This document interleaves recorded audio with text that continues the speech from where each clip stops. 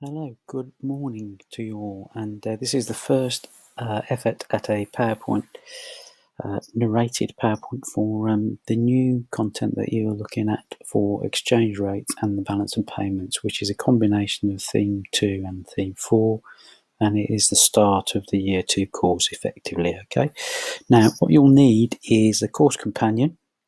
Ideally, I would probably print that out if you can, but if you can't print it out, have it on screen and you can fill in electronically. And I'm going to talk you through the PowerPoints that are relevant to the booklet. The plan will be for you to, there are some tasks that have been set within the PowerPoint, and what I'll ask you to do is to stop the PowerPoint or the narrated PowerPoint, have a go at completing the task, and then we'll move on from there. So it will be a little bit of suck it and see to start with, but I think it should work quite effectively.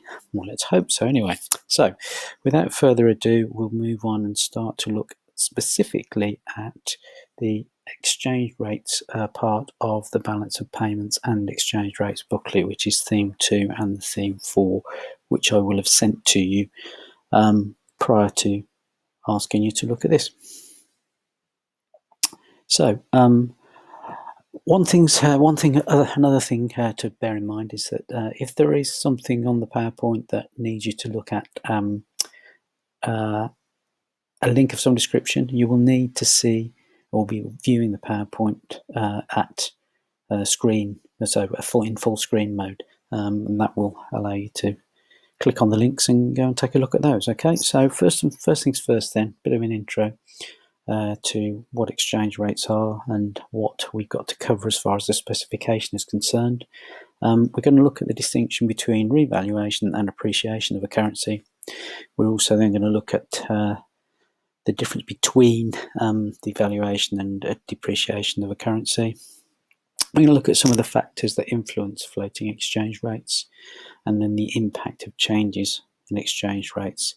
And there are a couple of things specifically that we're going to look at. One is the current account of the balance of payments, and we're going to look at two models, or models essentially, that you'll need to understand. One is the Marshall-Lerner condition, and the second one is the J-curve effect. You've probably not come across either of those yet. They're not too difficult to understand, but we'll go through that in a little bit more detail towards the end of the presentation. We're then going to look at how exchange rates affect economic growth, employment and unemployment, and also how they might affect the rate of inflation. So those are the areas that you need to understand as far as the specification is concerned, and we'll be going through each one of those in a bit more detail as we go. Obviously, as we go through this, if there are any questions that you don't understand, the plan will be either that you can email in via Classroom, via the private comment tab, or alternatively you can email me direct on my normal email address.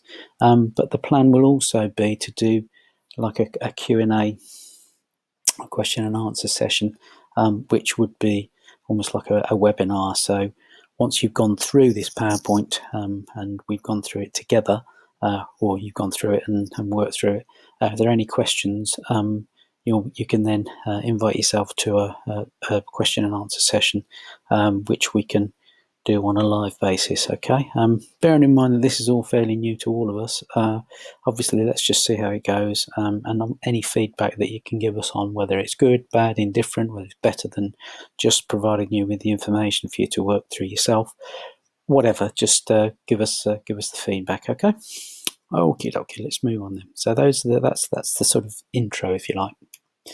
So some definitions then, and this is to do with, covers some of the information on page 5 of your course companion, and it's definitions on how we measure exchange rates, and also how changes to the exchange rate might affect things. Okay, so first and foremost then we'll look at the bilateral exchange rate, which essentially is the rate of exchange when you're comparing one single currency to another single currency. Okay, so that's when you've just got simple trade between one country and another, and obviously because you're using separate or different currencies for each each country, then obviously you have to exchange your currency for their currency in order to buy goods in their country.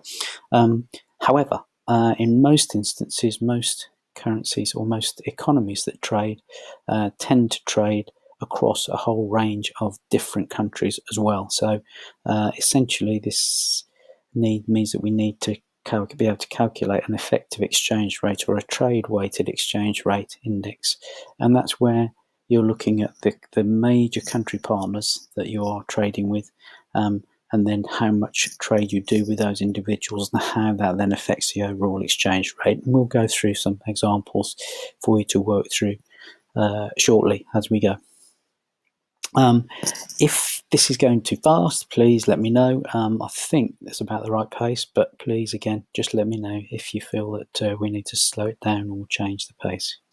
Then we're going to look at changes to the exchange rate. Okay, so depreciation of the exchange rate is essentially the fall in the value of currency in terms of other currencies that you're maybe having to trade in due to market forces, changes in market demand. Okay.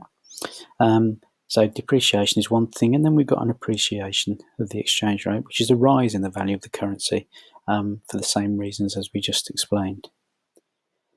So depreciation, appreciation. We've also need to look at devaluation, and that's when you get a fall in the value of the exchange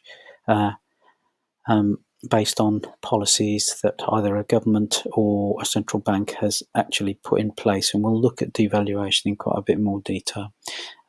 And then a revaluation is essentially a rise in the currency caused by that same thing, caused by a policy of the government or a central bank to cause a change in the value of the exchange rate. And there are some good reasons why, in some cases, governments or the central bank might try and influence that in order to encourage exports or control the economy in some shape or form. So those are the definitions that should be in the first page of your booklet. Okay, so next thing then,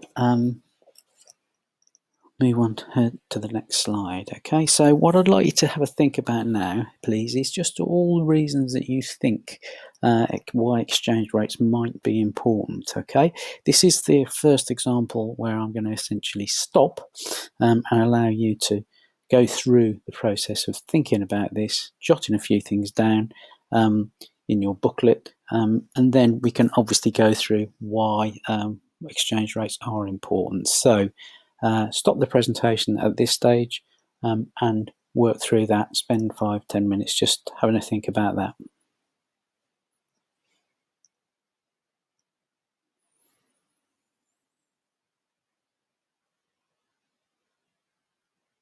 Okay, well, hopefully you've spent a bit of time looking at the reasons for exchange rates and why they're important. The next thing that I'd like you to take a look at is the YouTube clip on Turkey and the lira. It's about 3 minutes long, and it talks through some of the reasons why, in this instance, the Turkish currency collapsed, and there's a whole range of reasons.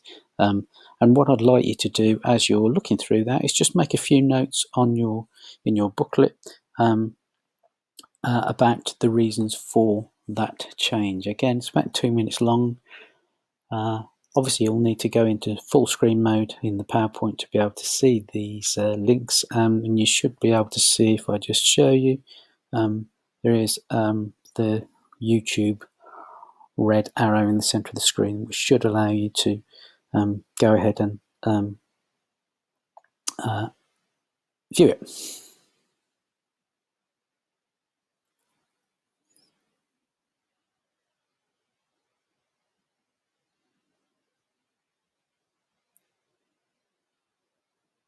Okay, so having seen the Turkish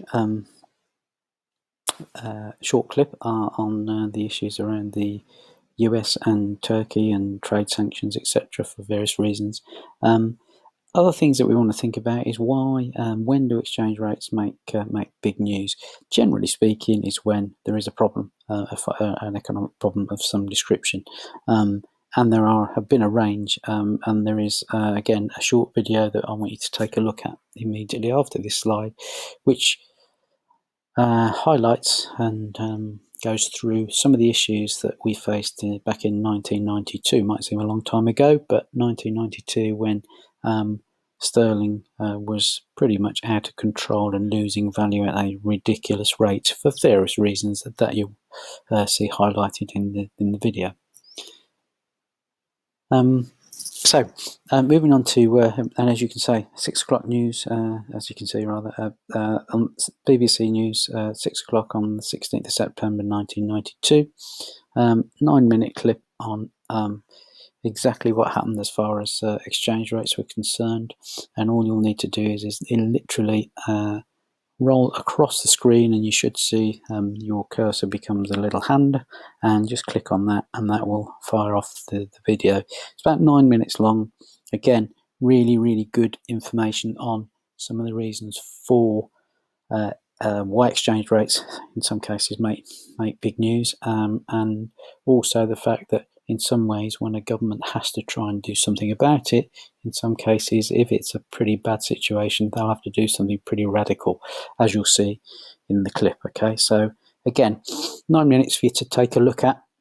Take some notes as you go through any of these videos. Take some notes because they're going to help you to understand some of the content that we're looking at the moment. Okay. Again, I'll pause for you to be able to then go ahead and take a look at that, and then obviously we'll move on and take a look at how that then sets the scene for the rest of the presentation. Okay, so the next thing I'd like you to take a look at is some calculations, as you can see. Now, we mentioned back in the definitions that in some cases we need to look at trade weighted exchange rate index. Okay, and this example basically highlights some of the issues that we might face. Okay, it's a fairly simple example, but does make some assumptions, as we know in economics we do end up making some assumptions. So in this instance, we're assuming that the UK only trades with the USA, so 70% of all the trade that the UK does with international countries is with the USA, and 30% of that trade is with France. Okay, so in this instance, and again, we're making some assumptions, but this is by way of demonstrating how this thing might work. We've got the pound falling by 10% against the US dollar, and by 20% against the euro. So in order to calculate that, the process that we go through is to take a look at the percentage, to calculate the percentage change in the trade weighted exchange rate. We take initially the fall, the 10% fall in this case of the US of the pound against the US dollar. So we times that 10 by the 70% or the 0.7, which is the 70% of trade that we do with the US, and then we do the same for in this case the French currency, which obviously is the euro. It's fallen, the pound has fallen 20% against the euro, and that accounts for 30% of our total trade. So in this instance, if we combine both of those, we end up with a 13% change in our trade weighted exchange rate. Okay, so if our weighted index started at 100, which most indexes do, then that would have fallen by 13%. So that's just demonstrating the point. What I'd like you to do, looking at the next slide, is there is a question which is basically developing on from that. And as you can see there, you've got a table with some original value for the trade weighted index. You've got changes in exchange rates, and you've got to do some calculations. Okay, so the first things first is a table to complete, and then there are 3 questions, A, B and C, that I would like you to take a look at and see how you get on. Once again, what I'd like you to do at this stage is to stop the narrated PowerPoint, have a go at the question, which is you can complete in your booklet, and then we'll go through the answers together.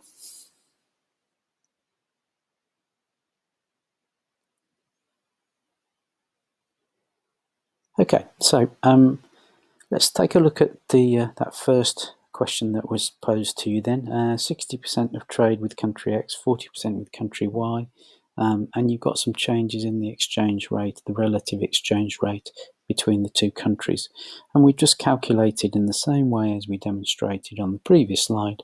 The process is one of taking the percentage change in the value of the currency and also the percentage of trade that is done with that particular country.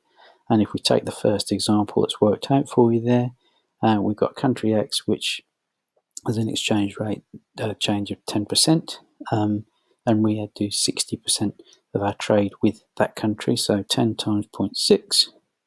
And then in the second instance, we've got 40% of the trade being done with country Y, but there's been a 20% change in the exchange rate. And so by using that same calculation that we illustrated earlier, in this instance, the new trade weighting index would be 114. And we've also filled in, I've filled in the rest of them, as you can see. Now, in a couple of instances where we've got a fall in the exchange rate, obviously those become negative numbers.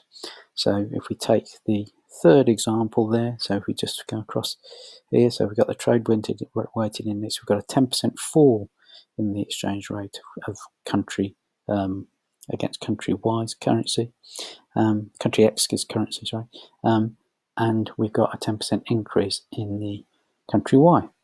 So in this instance, you can see overall we've got a minus 2% when we calculate this out, and we end up with a trade weighted index of 98.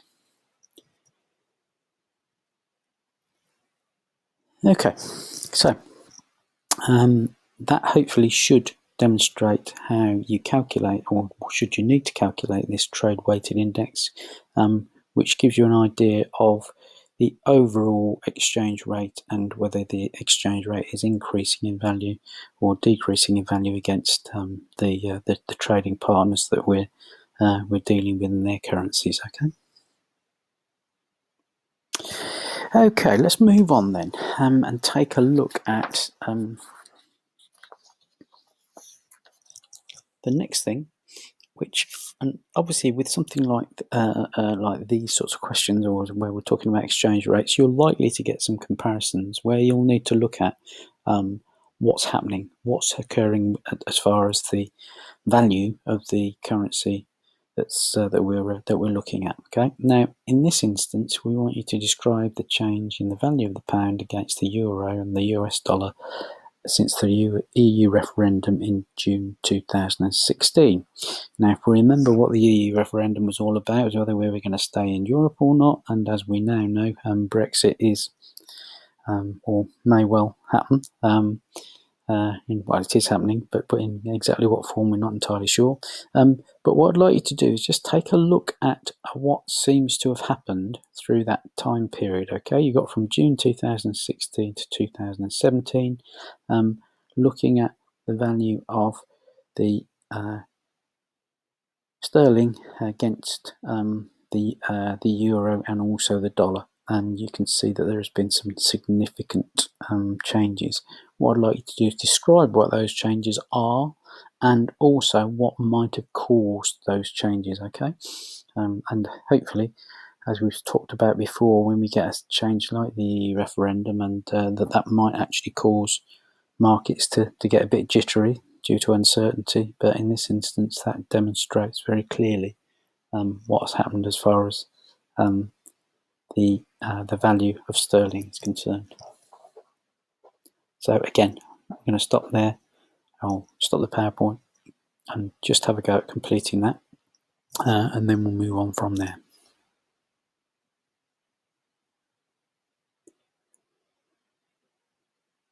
Okay, in this instance then we've got yet another chart showing the exchange rate index, and we can see that in this instance that it's an index that has been described or shown graphically, and in essence we've got some changes in the value of the pound since 2007. Okay, now clearly again what we can do is try and describe that literally, describe what it says on the tin, what it does on the tin, if you like, what has happened to sterling over that period of time. Okay, and obviously we can say that from 2006 to 2007 there seemed to be a significant increase, but obviously from around about 2008, middle of 2008 to 2000, part of 2009, we had significant falls. Okay, now in this instance, we could actually start to hypothesize what caused that, and obviously as soon as we get anything that's happening around 2008, 2009, we know that that is going to be something to do with the financial crash. So in this instance, obviously there are three examples. So obviously we described how much sterling is depreciated. The second thing that we're looking at is the reason for the depreciation: low interest rates, slow recovery, large government debt making money markets nervous, so uncertainty in the marketplace clearly causing a bit of an issue.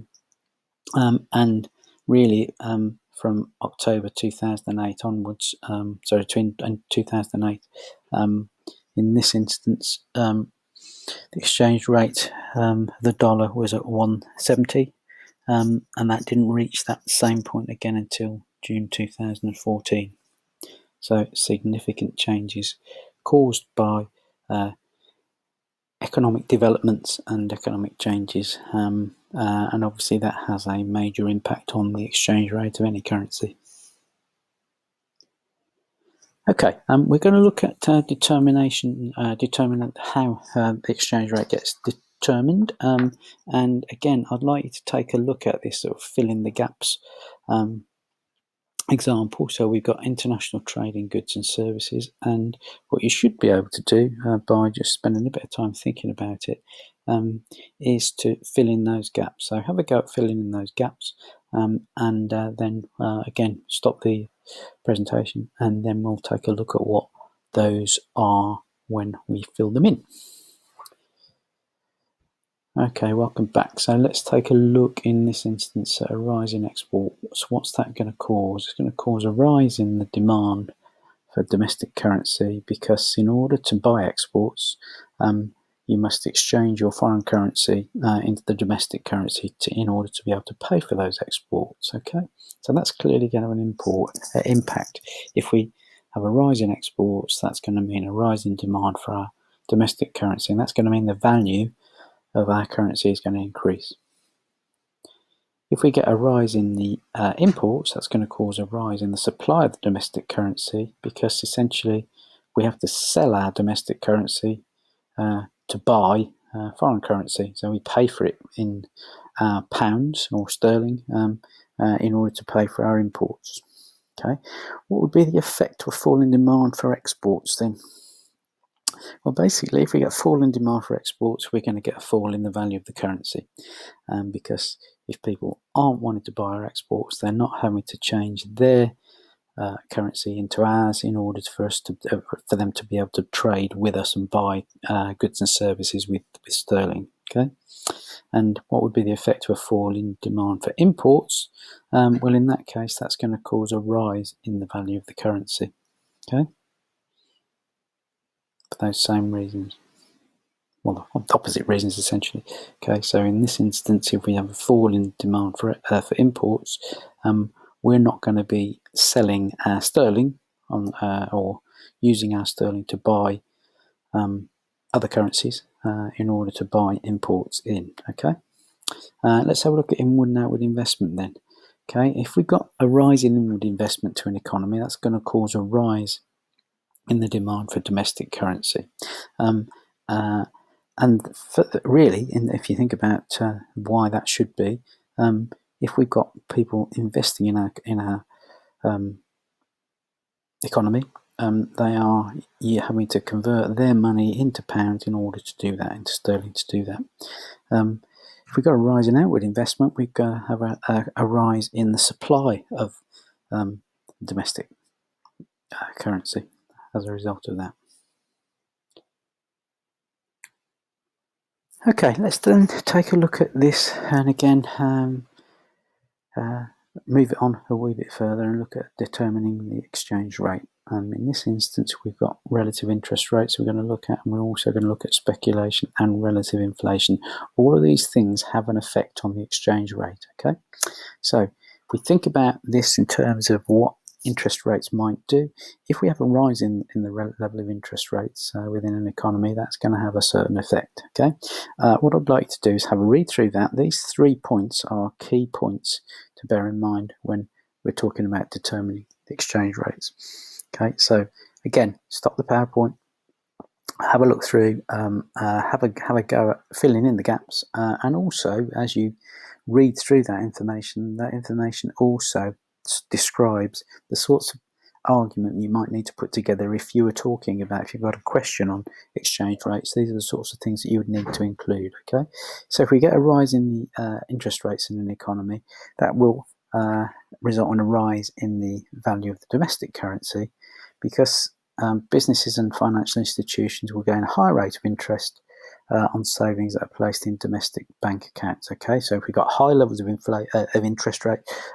then that's going to attract investors. Okay, in that instance, what will happen is that foreign currency will be exchanged for the domestic currency to save in domestic bank accounts, and as a result of that, if you've got higher interest rates in the UK in comparison to other economies, that will have a positive effect on the value of your exchange rate. Okay, you're also going to get some speculation, because if you've got what's known as hot money that's floating around the economy, speculators will basically have a look and see which currencies they think are going to either be increase in value, and as a result of that, they're likely to buy that domestic currency and sell foreign currency if that is the case. Okay, in some instances, you'll also find that if the opposite, if you like, if speculators believe that the value of the domestic currency is likely to fall, they're likely to sell that domestic currency and buy foreign currency. Okay, so obviously the interest rate is going to be a fairly important thing to bear in mind, as is relative inflation. Okay, so if you've got, thinking about this as a statement, okay, if you've got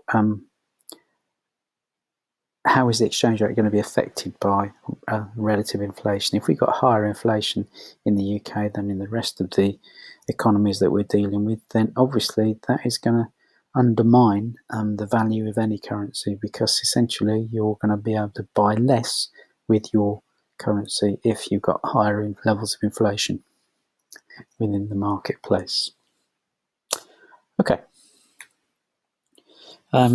In this instance, obviously, if we've got this going on, we've got higher inflation, there's going to be also less demand for exports, and that's going to mean that there's going to be less demand for the pound, because clearly there are less exports being demanded, there are less people converting their foreign currencies into sterling or pounds, and as a result of that, that's going to cause a fall in demand for the pound. If we get a fall in demand for the pound, then obviously the exchange rate is going to fall too. Finally, if there's more demand for imports, and if that is the case, then clearly if we've got higher levels of inflation than other parts of the world, that's going to mean that possibly people will choose to buy imports rather than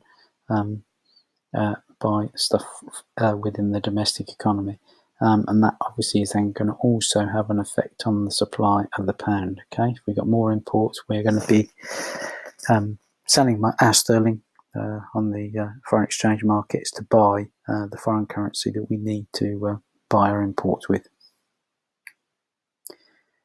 Okay, so last thing to look at, and then I think we'll stop and take a break. Okay, so in the short run, if we're talking about evaluation, speculation and flows of savings, hot money, as we've mentioned, are the most important factors in the value of the pound and the change in the value of the pound. So those are the short run issues. In the long run, international trade and foreign direct investment are going to be much more significant, in that they obviously have a much bigger impact on the exchange rate in the long term. Okay, so we've looked at some areas of exchange rate, talked about the reasons why exchange rates change, and also we've looked at things that cause the exchange rate to change, and also just looked at and evaluated for couple of evaluative statements there too. Okay, so well, we're going to stop there, and then we'll move on and take a look at the next next part of the presentation.